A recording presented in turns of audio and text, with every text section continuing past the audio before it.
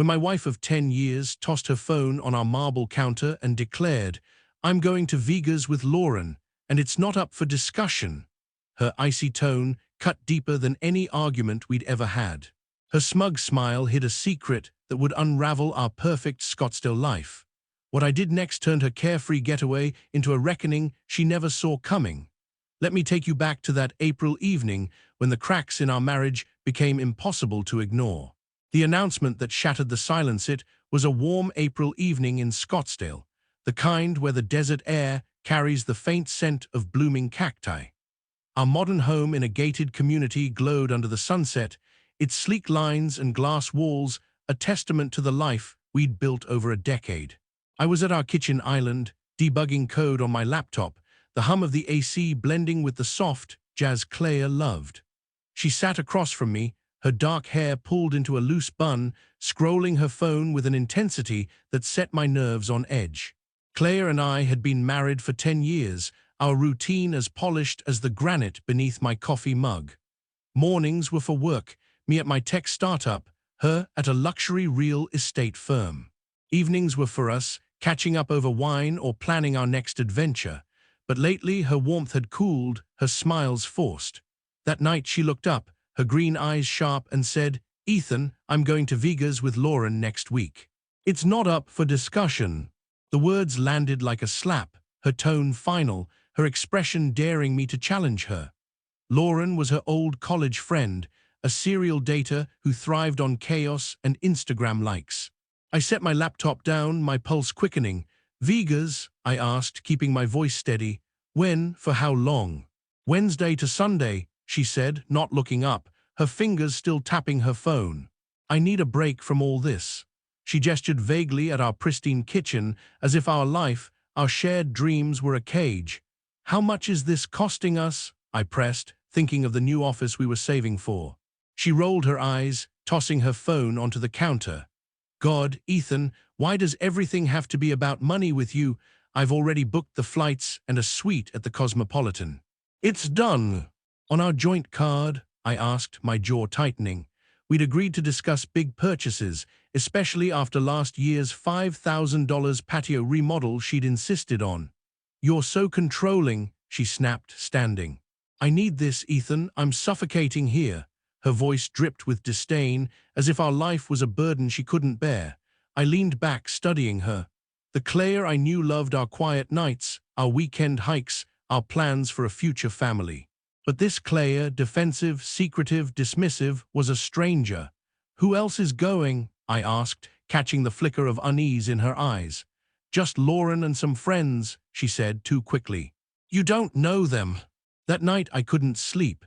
Her phone buzzed incessantly, lighting up with notifications from Tanner Camera with flash. When I asked about him the next morning, she brushed it off. "Lauren's photographer friend. He's showing us the best spots in Vegas." But her guarded tone, the way she angled her phone away, told a different story. By Monday, she was packing, new dresses, glittering heels, jewelry I hadn't seen before. She hummed a pop song, her energy electric, as if she were escaping more than just Scottsdale. I watched her zip her suitcase, my chest tight.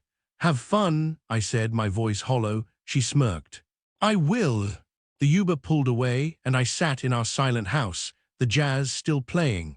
Something was wrong. I opened my laptop and dug into Tanner's Instagram. He was no photographer, just a 27-year-old club promoter with a feed full of pool parties and VIP booths. His latest story showed him at the Cosmopolitan, captioned, "Ready to show some special ladies the real Vegas." My gut twisted. This wasn't a girl's trip. The evidence mounts Claire's Vegas posts started flooding in by Wednesday night. Stories of champagne toasts, rooftop bars, and poolside cabanas at the Cosmopolitan. Tanner appeared in the background, his arm around her waist, her smile brighter than it had been in years. Lauren was there, but fading into the periphery, her presence an afterthought. A boomerang of Claire and Tanner dancing under neon lights, captioned "Living My Truth," felt like a dagger aimed at me. I screenshot everything, my software engineer's instinct kicking in. Documentation was my lifeline. I checked our joint credit card, $1,200 for the hotel suite, $700 at a boutique for resort wear, $500 for a spa day labeled Couples Retreat. Couples. My blood boiled. We'd agreed that card was for emergencies, not Claire's midlife crisis. On Thursday, my sister-in-law, Rachel, called. Her voice was heavy. She'd just finalized her divorce and needed a place to stay. "Can I crash in your guest room for a bit, Ethan? I'm drowning in rent prices." "Absolutely," I said, an idea forming. Rachel was Claire's opposite, grounded, responsible, a teacher who valued stability. I saw an opportunity to protect our home while Claire partied. I added Rachel as a temporary resident on our HOA records and insurance, ensuring her legal status was airtight. Then I called the bank, reporting suspicious activity on our joint accounts. The rep was sympathetic, freezing the cards and setting up alerts for any purchase over $200. Claire's spending spree was about to hit a wall. I also changed the Wi-Fi password and updated our home security, citing routine upgrades. In reality, I wanted to see how she'd react when her digital tether to me snapped. Her posts grew bolder. A photo of her and Tanner on a private yacht, her hand on his chest, captioned, "Sometimes you need someone who sees you." The comments from her friends were telling, "Where's Ethan? This doesn't look like a girl's trip." Claire ignored them, her defiance screaming through every pixel. By Friday, I found her planner tucked under a stack of magazines. Inside was a cocktail napkin from Dry's nightclub, scrawled with room 1804, 10 p.m. in bold ink, a faint lipstick mark beside it. My hands shook as I photographed it, the pieces falling into place.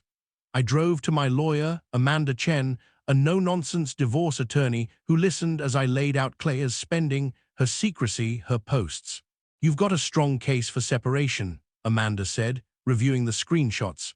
Her financial recklessness and public behavior could sway a judge in Arizona. We drafted separation papers, citing irreconcilable differences and abandonment, the napkin photo stapled to the file. The reckoning Saturday morning, my phone lit up with Claire's texts, "Cards aren't working, fix this now," then voicemails, her voice escalating from annoyed to panicked. "Ethan, I'm stuck here. The hotel won't let me check out, and Tanner's cards are maxed. Call me." I let them pile up, focusing on Rachel's move-in. She was grateful, tidying the guest room, cooking dinner, a stark contrast to Claire's entitlement. Meanwhile, Claire's post stopped abruptly, replaced by a single story, her suitcase in an Uber, captioned, "Heading home early." I prepared for her return. The separation papers sat in an envelope by the door, alongside bank statements detailing her $9,000 Vegas spree. Rachel and I reviewed her residency docs, ensuring everything was legal. I'd changed the locks, a security measure after her erratic behavior. Claire arrived Sunday evening, her tan faded, her eyes red. She tried her key, then pounded on the door. "Ethan, open this damn door." I spoke through the chain-locked door, calm but firm. "Claire, your residency status has changed. These documents explain everything." I slid the envelope through. She tore it open, her face crumpling as she read the separation papers. "This is crazy," she screamed. "You can't lock me out of my own house." Rachel stepped forward, her voice steady. "I'm a legal resident now, Claire. Per HOA rules, you need approval to return, and based on these papers, you're not welcome." Claire's jaw dropped, her eyes darting between us. "You're siding with him." "He's family," Rachel said simply. "And you've been lying." I held up my phone, showing the napkin photo. "Room 1804, Claire, whose lipstick is that?" She froze, then lashed out. "You're spying on me, that's sick, Ethan." "Sick," I said, my voice low. "You spent our emergency fund on a fling, flaunted it online, and called me controlling for asking questions. I'm done." She stood on our porch, clutching her suitcase, as neighbors peeked through blinds. "I was lonely," she whispered, tears streaming. "You're always working. Tanner made me feel alive."